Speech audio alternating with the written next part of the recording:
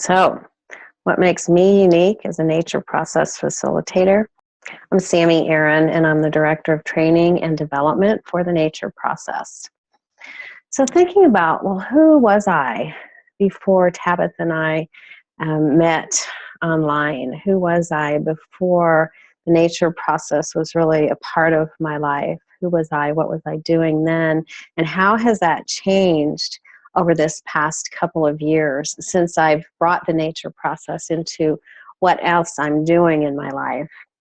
I was a certified yoga teacher. I don't teach the physical yoga practices. I've been more drawn to meditation and yoga breathing, pranayama practices, and a practice called Yoga Nidra, which is a deep guided yoga sleep. So all these practices that really drew me from my yoga studies and teachings affect and benefit people who are in chronic pain, deep grief, really stressed out. And what I know is over the time that I was teaching yoga, meditation, before I found the nature process, I was always bringing in a lot of nature metaphors, guided visualizations out in nature, deep reconnection to nature.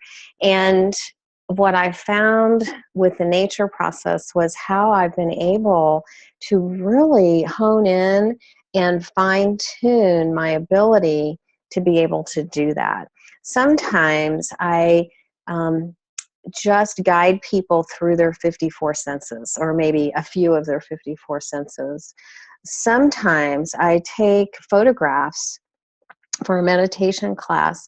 I have a good friend who does nature photography, and she publishes these meditation decks that are nature pictures, and I pass them out in a meditation class, and we can be in a corporate boardroom, meeting room, a lunch room. We can be in a hospital setting. We can be in a yoga room. We can be, I teach at a center for people with chronic and life-threatening illnesses. And sometimes the room there's no windows, there's nothing on the wall. So you can be in kind of any environment, and I have these really great nature pictures.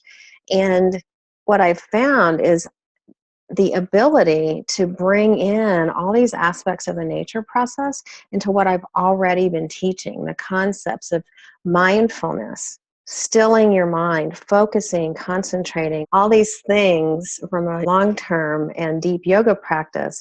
It all fits in, it all melds with the nature process. So I would say that was one of the unique things about me as a teacher.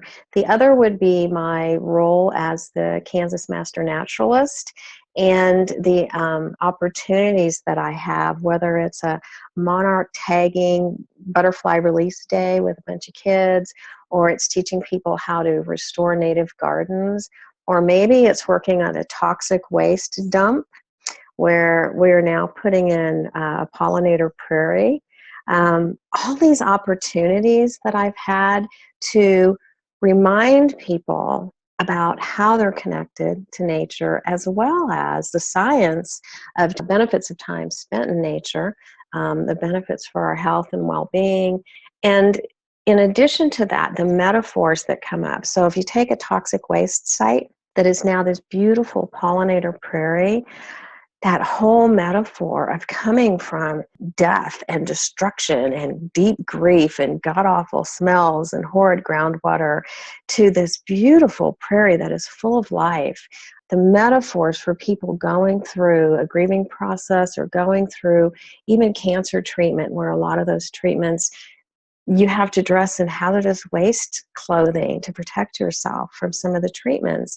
And that whole metaphor of coming into a place of beauty and regeneration and nurturing and life, it's powerful stuff.